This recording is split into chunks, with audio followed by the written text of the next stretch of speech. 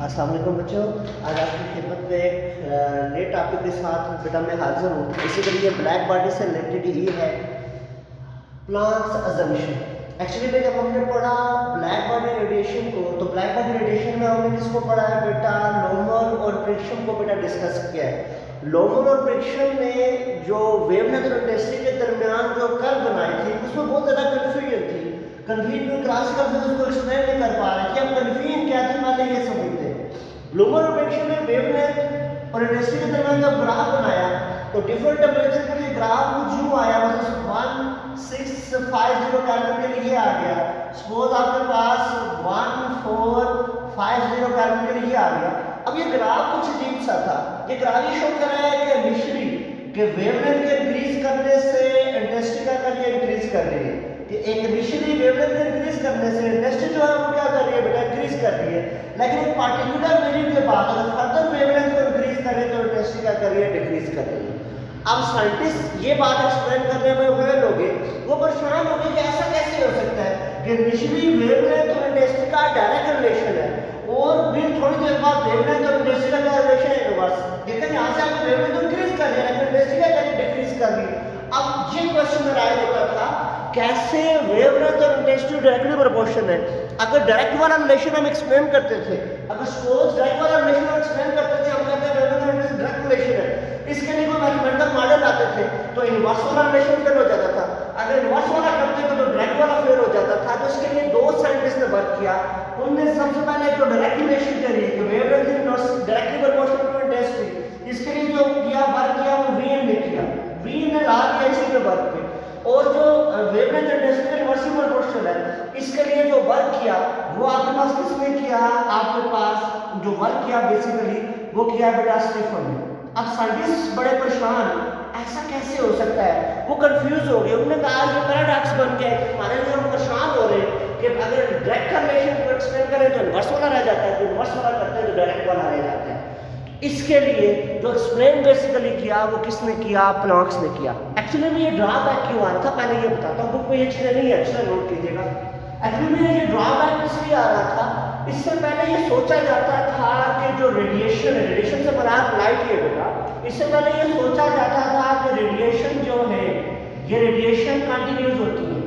Continuous से मुराद क्या होता है कि रेडिएशन की जो नेचर है वो वेव नेचर होती है। इससे पहले जो क्लासिकल फिजिक्स होती थी कि आपके पास जो रेडिएशन है ये क्या है बेटा? कंटिन्यूस है। कंटिन्यूस से मुराद ये है कि इनकी नेचर कौन सी है? Wave nature. मतलब रेडिएशन जस्ट इंटरफेरेंस काज कर सकती है, रेडिएशन जस्ट डिफ्रैक्शन कर सकती है, रेडिएशन जस्ट पोलराइजेशन काज कर सकती है और मैग्नेटिक इफेक्ट का नहीं होता। लेकिन यहाँ पर अगर वेव नेचर से डिस्कस करें तो ये बिहेवियर हमारी समझ से बाहर हो रहा था, हम इसको अच्छे से एक्सप्लेन नहीं कर पा रहे थे। और इसको जो इस बिहेवियर को जो सही तरीके से एक्सप्लेन किया वो किसने किया बेटा? प्लांक्स ने। अब प्लांक्स ने कैसे एक्सप्लेन किया वो समझेंगे। प्लांक्स ने कहा, सुनेंगे अच्छे से। प्लांक्स ने कहा एक्चुअली में बात ये है कि उसने कहा कि जो रेडिएशन है इलेक्ट्रोमैग्नेटिक रेडिएशन, प्लांक्स की बात हो रही है, electromagnetic radiation consist of discrete packet of energy. Planck's ने कहा कि electromagnetic radiation consist of discrete packet of energy. Electromagnetic radiation ये कंटिन्यूस नहीं है बल्कि ये कंसिस्ट करती है डिस्क्रीट पैकेट ऑफ एनर्जी, छोटे छोटे पैकेट ऑफ एनर्जी में कंसिस्ट करती है। And these discrete packet of energy are known as quanta. और इन डिस्क्रीट पैकेट ऑफ एनर्जी को हम किसका नाम देते हैं? क्वांटा का नाम देते हैं। और अगली बड़ी मजे की बात हमने कही, जो प्लांक्स ने कहा कि जो भी रेडिएशन अब्सॉर्ब होती है या एमिट होती है वो हमेशा in the form of quanta होती है, हमेशा in the form of discrete packet होती है। और ये जो क्वांटा होता है हर क्वांटा की कोई ना कोई फ्रीक्वेंसी होती है और जो क्वांटा की एनर्जी होती है वो इसकी फ्रीक्वेंसी के क्या होती है? Directly proportional. ये बात किसने कही है बेटा? आपके पास प्लांक्स ने। फिर सुनिएगा, फिर मैं आगे चलूंगा, एक और वे से एक्सप्लेन करूंगा। मैं बुक के लिहाज से कर रहा हूँ कि प्लांक्स ने सिंपल ये कहा कि असल में कभी वेवलेंथ इंटेंसिटी का डायरेक्ट रिलेशन आ रहा है, कभी इनवर्स आ रहा है। तो इसकी बेसिक रीजन ये है कि जो लाइट जो है, जो रेडिएशन जो है ये कंसिस्ट करती है छोटे छोटे पैकेट्स पे, इनकी ग्रेनुलर नेचर है, ये दानेदार फॉर्म में, और छोटे छोटे पैकेट ऑफ एनर्जी को हम कहते हैं क्वांटा। अब हर एक क्वांटा की क्या होती है? एनर्जी। और जो क्वांटा की एनर्जी और फ्रीक्वेंसी की क्या होती है? Directly proportional. ये बात किसने कही है बेटा? प्लांक्स ने। और डिटेल में मैं जाता हूँ बेटा। एक्चुअली में प्लांक्स ने क्या कहा बेटा? प्लांक्स ने कहा कि देखें कोई ब्लैक बॉडी है, ये स्कोर आपके पास क्या है, ब्लैक बॉडी। कहता है प्लांक ने कहा कि ब्लैक बॉडी कंसिस्ट करती है एटम पे। ये क्या है बेटा, इसके एटम। ब्लैक बॉडी किस पे कंसिस्ट करती है, एटम पे। एटम क्या कर रहे होते हैं बेटा, वाइब्रेट। एटम क्या कर रहे हैं बेटा, वाइब्रेट। जब रेडिएशन आकर फॉल करती है ब्लैक बॉडी पे, अब जब रेडिएशन फॉल करती है तो ये एटम जो है स्पेसिफिक अमाउंट में एनर्जी को ऑब्जर्व करते हैं, और वो जो स्पेसिफिक अमाउंट होती है वो क्वांटा की फॉर्म में एनर्जी को ऑब्जर्व करते हैं। और जब ये एनर्जी को ऑब्जर्व करते हैं तो इनकी वाइब्रेशन क्या हो जाती है, बढ़ जाती है। इनकी वाइब्रेशन बढ़ जाती है तो जिस एटम की फ्रीक्वेंसी ऑफ वाइब्रेशन जितनी ज्यादा होगी वो उतनी ज्यादा एनर्जी वाली रेडिएशन क्या करेगा, एमिट करेगा। और जिस एटम की वाइब्रेशन वाली फ्रीक्वेंसी कम होगी वो कम एनर्जी वाली रेडिएशन को क्या करेगा बेटा, एमिट करेगा। मतलब अगर ये रेडिएशन को ऑब्जर्व कर रहा है, इसकी वाइब्रेशन ज्यादा हो रही है, अगर इसकी वाइब्रेशन ज्यादा है, इसकी फ्रीक्वेंसी क्या है, ज्यादा है, इसका मतलब ये लार्ज एनर्जी एमिट करेगा।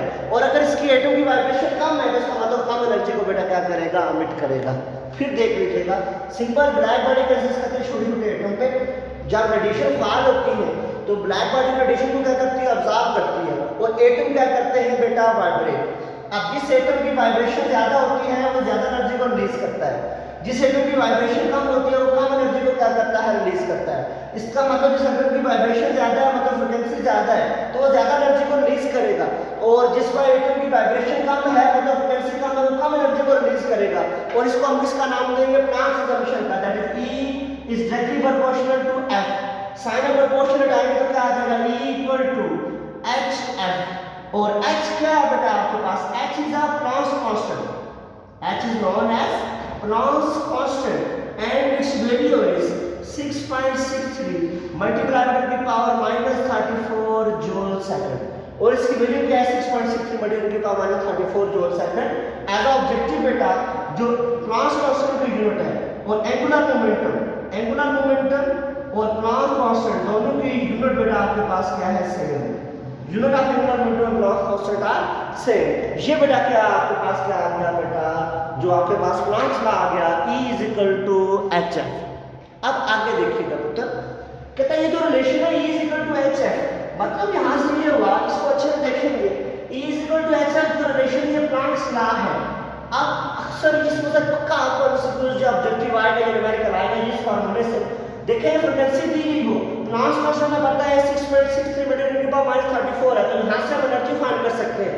या देखें फ्रीक्वेंसी होता है V is equal to V, F is equal to V by lambda।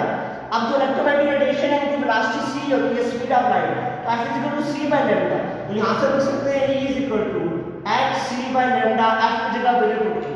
और यहाँ से पता चल रहा है कि वेवलेंथ और एनर्जी का आपस में कौन सा रिलेशन है बेटा, इनवर्स रिलेशन है। यहाँ अगर वेवलेंथ दी हो तब भी हम एनर्जी को क्या कर सकते हैं बेटा, फाइंड कर सकते हैं। अब ये तो आपके पास क्या आ गया बेटा, प्लांक्स असम्पशन। अब इस बाद इस पर वर्क किया किसने बेटा, आइंस्टाइन ने। उस वक्त जो मशहूर जो साइंटिस्ट था, जो इंटेलिजेंट था, वो आपके पास आइंस्टाइन था। आइंस्टाइन ने ये कहा कि प्लांक्स ये कहता है कि जो लाइट की ग्रेजुअल नेचर है, प्लांक्स ये कहता है लाइट की पार्टिकल नेचर है, प्लांक्स ये कहता है लाइट छोटे छोटे दानों में कंसिस्ट करती है। तो आइंस्टाइन ने कहा बिल्कुल प्लांक्स ठीक कह रहा है कि electromagnetic radiation consist of discrete packet of energy, कि इलेक्ट्रोमैग्नेटिक रेडिएशन कंसिस्ट करती है discrete packet of energy, and these discrete packet of energy are known as quanta. और ये डिस्क्रीट पैकेट ऑफ एनर्जी क्या कहलाते हैं, क्वांटा। अगली बात जो आइंस्टाइन ने कही, उसने कहा these discrete packet is a integral part of electromagnetic radiation. ये जो डिस्क्रीट पैकेट हैं ये इलेक्ट्रोमैग्नेटिक रेडिएशन के इंटीग्रल पार्ट है। इंटीग्रल पार्ट से बराबर these quanta can not be further subdivided. ये जो क्वांटा है ये फर्दर सबडिवाइड नहीं हो सकते। और these are quanta known as photon. और इन क्वांटा को हम किसका नाम देते हैं बेटा, फोटॉन का नाम देते हैं। मतलब पूछा जा सकता है आपसे बेटा कि elementary particle of radiation is photon. Photon क्या है, एलिमेंट्री पार्टिकल ऑफ रेडिएशन है। रेडिएशन का सबसे छोटा जो पार्ट होता है वो क्या कहलाता है बेटा, फोटॉन कहलाता है। फिर ऑब्जेक्टिव पॉइंट ऑफ व्यू के लिहाज से जो फोटॉन होता है इसका रेस्ट मास क्या होता है बेटा, जीरो। फोटॉन का रेस्ट मास क्या होता है बेटा, जीरो। मजीद आइंस्टाइन ने क्या किया, आइंस्टाइन ने मजीद इसको एक्सप्लेन किया, डीप आपने इक्वेशन बेसिकली बनाई। आइंस्टाइन ने कहा देखो प्लांक्स का जो रिलेशन है E is equal to, अभी हमने कहा HF, प्लांक्स का जो रिलेशन है E is equal to HF या E is equal to hc by lambda। ये किसका रिलेशन है बेटा? प्लॉट्स का। इसको क्वेश्चन नंबर 1 का नाम है। अब आइंस्टाइन का एक और रिलेशन है, वो क्या है बेटा? E is equal to mc square according to Einstein equation, mass energy equation. E is equal to mc square। This is question number 2। Comparing 1 and 2, comparing 1 and 2, compare करते हैं 1 और 2 को। जब कंपेयर करेंगे तो लेफ्ट साइड बराबर है, right side क्या हो जाएगी? बराबर। hc by lambda is equal to mc square। एक c से कैंसिल हो गया, तो आपके पास जो फॉर्म बन जाएगी बेटा, देखिए सिंपल जो फॉर्म बनेगी पुत्र, h by lambda equal to mc। m क्या है? मास। c क्या है? वेलोसिटी। तो mc क्या होगा? मोमेंटम। तो इसका मतलब h by lambda is equal to p, मतलब आपके पास क्या आ गया? मोमेंटम आ गया। तो p is equal to h by lambda। तो यहां से देखिए, इसका मतलब यहाँ पर वेवलेंथ दी गई हो और कहा जाए मोमेंटम फाइंड करें, तो इसका मतलब मोमेंटम हम क्या कर सकते हैं बेटा? फाइंड कर सकते हैं। और एक मजे की इंटरेस्टिंग बात जो आपको बताऊं, जो वेवलेंथ है, वेवलेंथ वेव नेचर को शो करती है। Wavelength wave nature, momentum show करता है पार्टिकल नेचर को। तो इसका मतलब कोई भी जो पार्टिकल होगा, अगर उसकी वेवलेंथ है तो उसकी पार्टिकल नेचर भी है। मतलब लाइट की वेवलेंथ होती है तो उसका मतलब उसकी पार्टिकल नेचर भी मौजूद है। आगे एक्सप्लेनेशन में थोड़ा ऑब्जेक्टिव पॉइंट ऑफ व्यू में आ सकता है। कहते हैं इलेक्ट्रोमैग्नेटिक रेडिएशन में जो सबसे ज्यादा जिसकी एनर्जी होती है वो होती है गैमा रे। अगर इलेक्ट्रोमैग्नेटिक रेडिएशन की बात करें तो सबसे ज्यादा जो एनर्जी है वो गैमा की होती है। गैमा की एनर्जी है कितनी? तकरीबन 1 मेगा इलेक्ट्रॉन वोल्ट से ऊपर होती है गैमा की एनर्जी। तो gamma is easily detectable. Gamma को हम इजीली डिटेक्ट कर लेते हैं, गैमा के क्वांटम को इजीली हम डिटेक्ट कर लेते हैं। गैमा कहीं फाल करेगा तो डिटेक्टर इसको डिटेक्ट कर लेगा, इसका क्वांटा ऑब्जर्वेबल होगा, ये वहां पर मोमेंटम भी ट्रांसफर करेगा, एनर्जी भी क्या करेगा? ट्रांसफर करेगा। इसकी निस्बत अगर हम बात करें रेडियो वेव्स की, गैमा की निस्बत, कहता है रेडियो वेव्स की बात करें तो रेडियो वेव्स की अगर बात करें तो रेडियो वेव्स की जो एनर्जी होती है ये 10⁻⁻10 इलेक्ट्रॉन वोल्ट डालकर इस तरह कुछ है। आपके पास यहाँ से रेडियो वेव्स की एनर्जी क्या होती है बेटा? बहुत कम होती है। कि रेडियो वेव्स की एनर्जी माइनस की फॉर्म में है, बहुत कम एनर्जी है। इसका मतलब रेडियो वेव्स कहीं पे जाकर पड़ेंगी तो वो इजीली डिटेक्टेबल नहीं होगी, क्योंकि उनकी एनर्जी बेटा आपके पास क्या है? कम है। उनकी निस्बत वेवलेंथ जो आपके पास गैमा रे वो इजीली क्या हो जाएगी? डिटेक्टेबल हो जाएगी। फिर आपने बड़े मजे की बात करता है, कोई भी अगर पार्टिकल आइसोलेट करता है बेटा, मतलब मैस स्प्रिंग सिस्टम है, ये आइसोलेट कर रहा है, तो मैस स्प्रिंग सिस्टम भी अगर आइसोलेट कर रहा है तो ये वेव, इससे वेव भी निकलती है, इसकी वेव नेचर भी है। और पार्टिकल मतलब इसकी कोई ना कोई वेवलेंथ होती है, लेकिन मैस स्प्रिंग सिस्टम की वेवलेंथ बहुत स्मॉल होती है, जिसको हम क्या कर लेते हैं? नेग्लेक्ट कर लेते हैं।